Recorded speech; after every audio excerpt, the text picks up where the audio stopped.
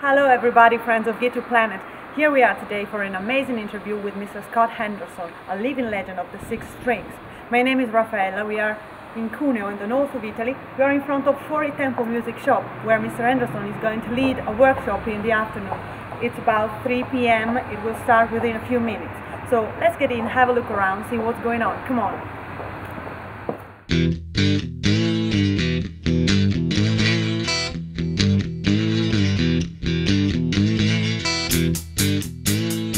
Hello everybody, friends of Get to Planet. Here we are with Mrs. Scott Henderson. And Scott, thank you for sharing this interview with us. Pleasure. Thank you. Scott, you grew up primarily listening to rock, blues and even funk, then moved into jazz. Is this such a diverse background that allows you to be so successful as a fusion player?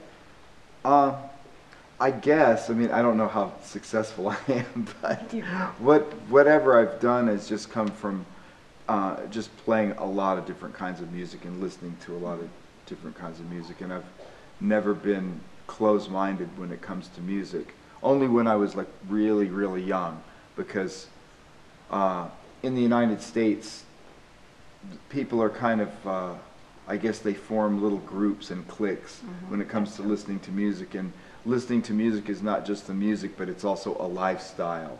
And if you listen to something outside of that lifestyle, everybody that you hang around looks down on you because you're not listening. You're listening to something that, you know, they don't listen to. Right. So when I first started out, I was in a rock crowd, and I was only listening to Led Zeppelin and Deep Purple and Jimi Hendrix. Very early age. If I listened to James Brown, people would think I was crazy. But you know, I just grew out of it, and I was fortunate. I think the thing that turned my whole thinking around is I got a job with an all-black group, and that's what we were playing. Was soul music. Was James Brown and Kool and the Gang and Tower Power. And I realized that at first the music was foreign to me, and it was just another gig, and I was just trying to do the gig as good as I could. But then I realized I really love this music, that I really grew to love it. And that made me realize that I have the ability to love just more than only one kind of music. And my whole life changed after that. I became very open to listening to other kinds of stuff. Anyway, you've said that you'll always be a blues guitarist at heart. Is it true? Only because that's what I grew up listening to. Because you know, you never really leave your roots. You know, what the music that taught me to play my instrument was blues. So it's always going to be in my heart because I can't really leave it. It's where my home is, and I feel the most comfortable there. Does the fusion of different genres, anyway, keep things more exciting in a way? For me it does. I mean, I'm not saying anything against purist musicians, because I love purist musicians. They're my biggest source of inspiration, like John Coltrane and Charlie Parker, and people that play pure jazz, and Eddie Van Halen, who plays pure rock and roll. These guys are wonderful musicians. It's just, for me and my personality, I like what's the word, for a lot of variety. I just like variety. So jazz has great things about it, the great harmonies and the interplay between musicians when you play soft is something really special that I feel sorry that everyone can't experience. And at the same time, playing rock and roll and blues is a feeling of power, and you feel like there's more energy and sometimes even more creativity in that music from a sonic standpoint, where jazz is mainly played on acoustic instruments, but in rock and more modern kinds of music you have so many millions of sounds to choose from. So that's why I like to just play different kinds of music, because there's so much excitement and there's so many good things in every type of music, and I don't like to limit myself to just one thing. That's a very interesting point of view anyway. Growing up in the 50s and 60s and listening to guys like Jeff Beck, Jimmy Page, did you find yourself identifying more with the 60s era British blues rock style Pretty rather much, than the American icons? Well, yeah, only because I went at it chronologically backwards, because when I started listening to blues, I thought Jimmy Page and Jimi Hendrix and Jeff Beck invented that music. I didn't know that it came from black musicians from something much that happened before. Yeah. Right? So when someone told me that the Lemon Song by Led Zeppelin was actually written by Muddy Waters, I was like, yes. who the hell is Muddy Waters? And then I started like listening to Muddy Waters, and I started realizing that, wow, I'm missing a lot because I don't know anything about these musicians. So I started listening to Albert King, Albert Collins, just all the Freddie King, B.B. King, all the Kings, all this music that came before the people I grew up with, and I realized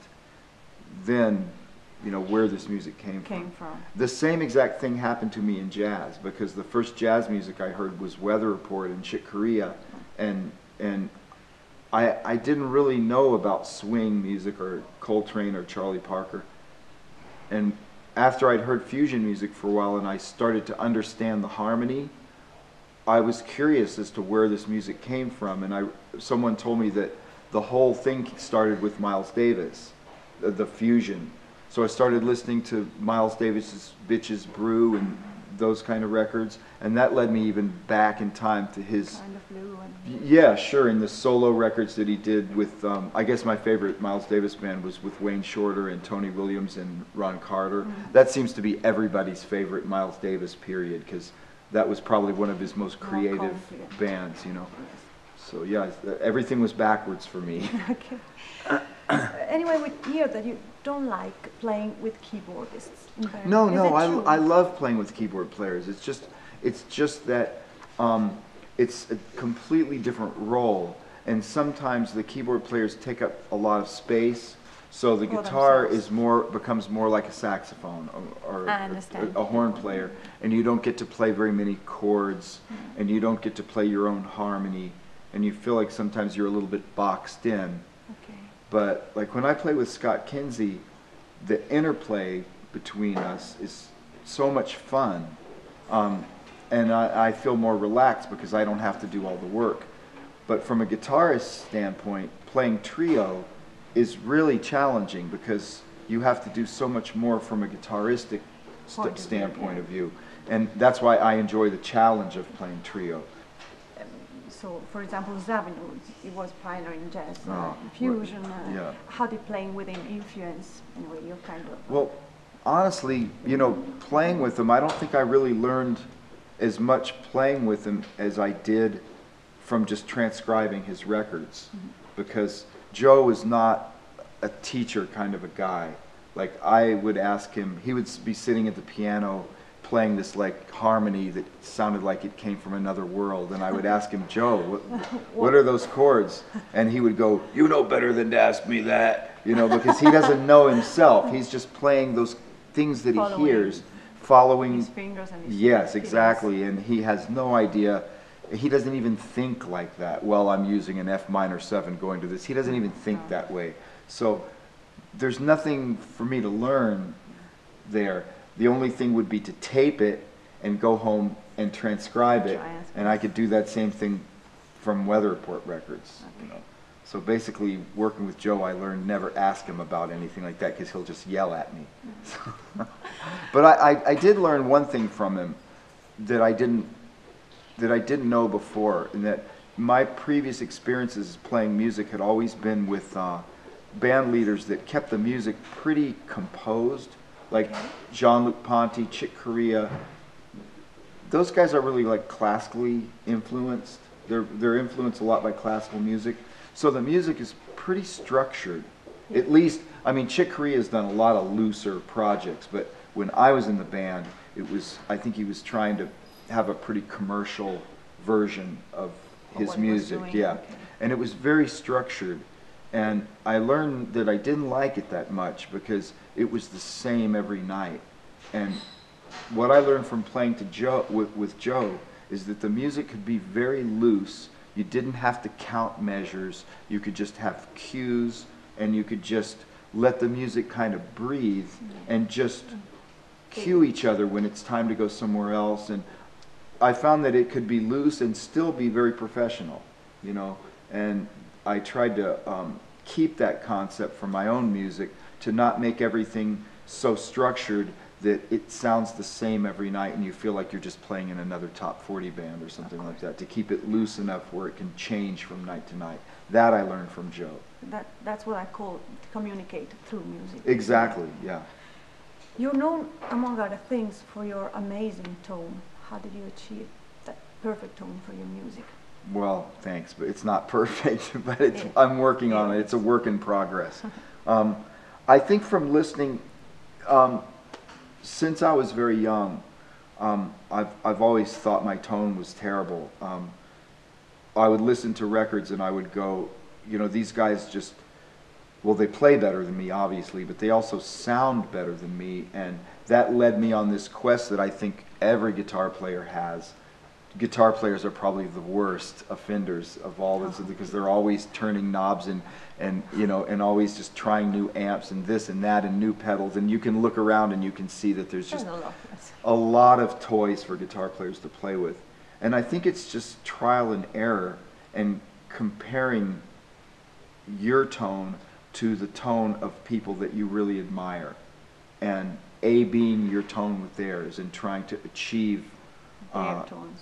Yeah, the thing is though, is you can't copy someone's tone to the point where you sound just like them. You have to have your own voice, and I think that just comes from time, you know, just from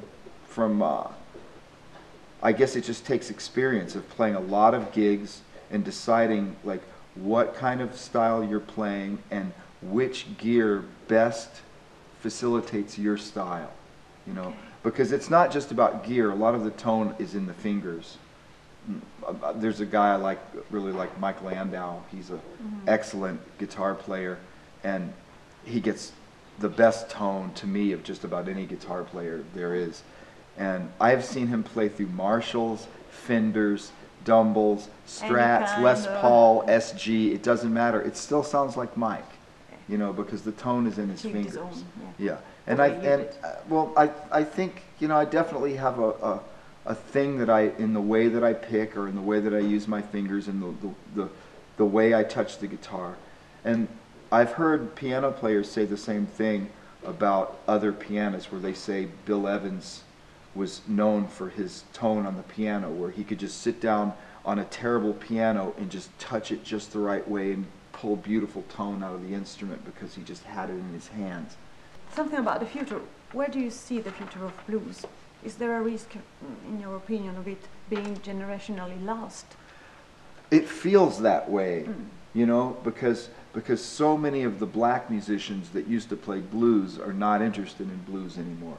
I'm told this even by my friend Kirk Fletcher, who's actually one of the only black musicians I know who even still playing blues in Los Angeles. Like, he feels like he hangs out more with white guys because white guys are more interested in blues than black guys now. Black guys are interested in rap, you know.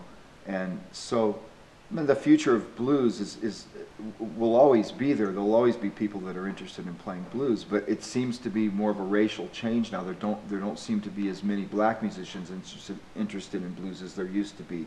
Mainly white musicians. And that's not saying that blues can't improve, because Stevie Ray Vaughan came along and took blues to a completely different place, and he's white, and he doesn't sound white, but he was. But I think that as long as the music is there, there'll always be people that make it better. It's never going to die. Okay, happy that you give us a hope. Oh yeah, yeah. There just seem to be less black musicians interested in playing blues than there used to be. Okay. Yeah. I mean, can fans expect something fresh from your studio records, projects? We have a new Tribal Tech record that we did the basic tracks on, and now we're overdubbing and getting ready to mix. So that'll happen probably. Hopefully we'll be finished with the album in the summer, and maybe it'll be released in the fall. Okay. And then I have to write music for a solo record. I think I have 4 new songs, and I need about 6 more. So I have a 7-year-old, so she takes up a lot of my time. And you know, before her, I used to lock myself in my room and just compose. Now I spend most of my time at Disneyland, so it's different now. It's worth it anyway. Yeah, it's worth it. Okay. Thank you so much. Thank you. for Thank being with you. us. Pleasure. Bye. Thank you.